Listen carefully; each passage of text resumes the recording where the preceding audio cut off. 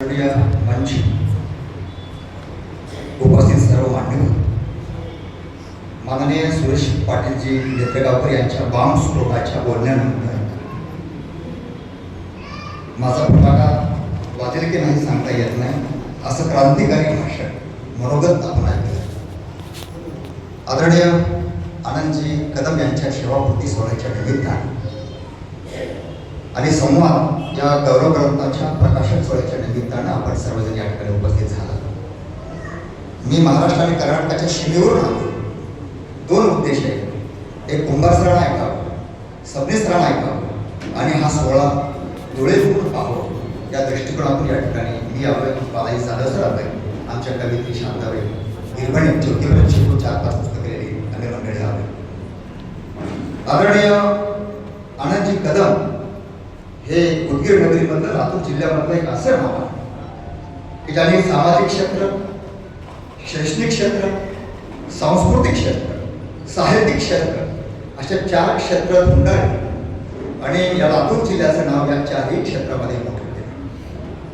साने गुरुजी नेहमी म्हणायचे, धडपड शब्द ते उच्चारायचे. साने गुरुजी नेहमी म्हणायचे, माँ के स्तर पे जाके जो पढ़ाता है उसको मास्टर कहते हैं. असा एक आदर्श मास्तर आम्ही आमच्या डोळ्याने इथे पाहिले. खऱ्या अर्थानं गुरुजी हा शब्द ज्या कोणी व्यक्तीला शोभून दिसतो आणि सगळे गुण ज्याच्यामध्ये आहेत तो गुरुजी म्हणजे आदरणीय आनंद कदम सर. गु म्हणजे गुणांची, रु म्हणजे रुजून आणि जी म्हणजे जीवनभर जो करतो तोच गुरुजी असतो. महाराजांच्या गुवांच्या पाठीमागे लागून पाया पडणारा माणूस कधी गुरुजी होऊ शकत नाही. त्यांनी वैज्ञानिक दृष्टिकोन जोपासावा लागतो. ह्या सगळ्या भावना त्यांनी जोपासल्या. एक आदर्श शिक्षक, एक आदर्श साहित्यिक आणि बहुभाषिक कवी संमेलन घेणारा लातूर नगरीमधला पहिला व्यक्ती ज्याने गोडसमुद्रला बहुभाषिक साहित्य संमेलन घेतलं.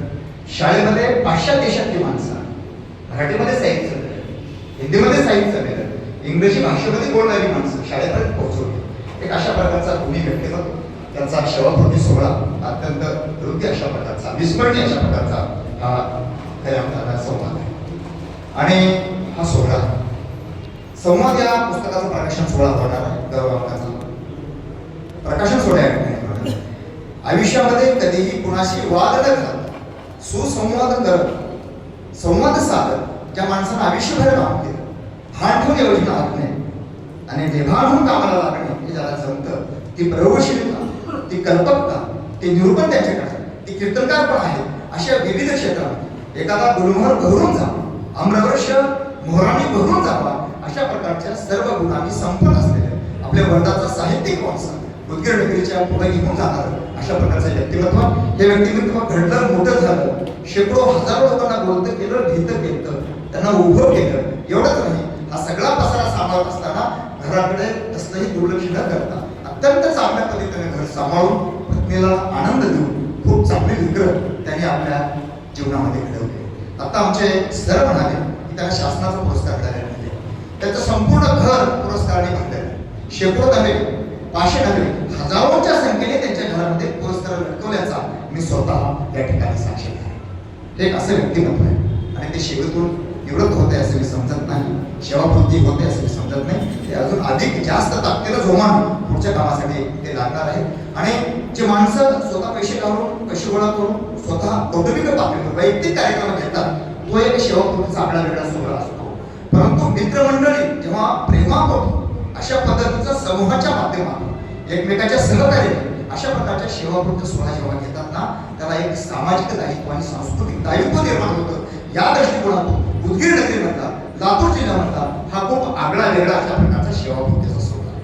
त्याच्याबद्दल मी मित्रमंडळीच्या हृदयापासून या ठिकाणी कौतुक करतो. त्या सर्वांचं मी या ठिकाणी अभिनंदन करतो. एवढी मोठी माणसं आहेत. मित्र हो, जाता जाता 2 ते 4 वाक्य मी खास यासाठी आलो की आदरणीय कुंभार सर अनेक भारतातली आपली वेगळी घटना आहे. त्याबद्दल आदरणीय कुंभार सरांच्या काळाच्या केंद्रामध्ये त्याच्या कार्यकर्ते, त्याच्या भावनेचं, त्याच्या सामाजिक पातळीचं आणि त्याने जे समाजासाठी आयुष्य दिले, आम्हाला उभं करण्यासाठी आयुष्य दिले, ते चालतं बोलतो लातूर नगरीत विद्यापीठ म्हणजे आदरणीय कुंभार सर. या ठिकाणी मित्र हो, आदरणीय श्रीपाद सबनीस सर आहे. महाराष्ट्राच्या इतिहासामध्ये, साहित्याच्या इतिहासामध्ये खेड्यापाड्यात तांड्या वस्तीवर असलेल्या हडोळीसारख्या गावातला आमच्या नगरीतला एक माणूस अखिल भारतीय मराठी साहित्य संमेलनाचा अध्यक्ष होतो, याचं आम्हाला प्रचंड कौतुक आहे. आणि या माणसाला चंदनासारखा देह खऱ्या अर्थानं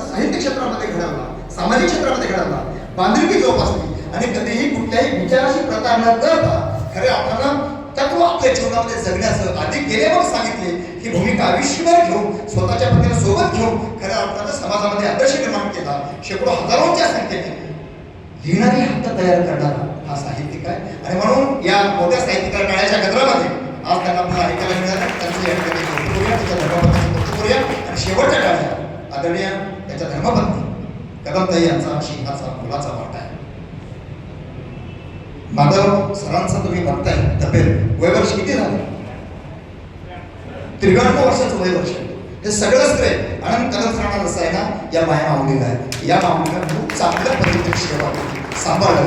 वडिलापेक्षाही जास्त मुलगी म्हणून त्यांनी दिलेलं आहे. तर हे आदर्श असतात आणि मला वाटते की त्यांच्या जडणघडणीमध्ये या सगळ्या गोष्टीचा प्रचंड मोठा योगदानाचा भाग राहिलेला आहे. आणि म्हणून मी आनंद कदमसाठी एवढंच म्हणेन, माझी या पितात वेडे दुःख संतांचे विनावे वाळव्या विलीस माझ्या अमृताची फुल मी तुझ्याच्या लोचनाने दुःखितांसाठी रडावे चोख व्यवहारात माझ्या मी मला वाटून घ्यावे.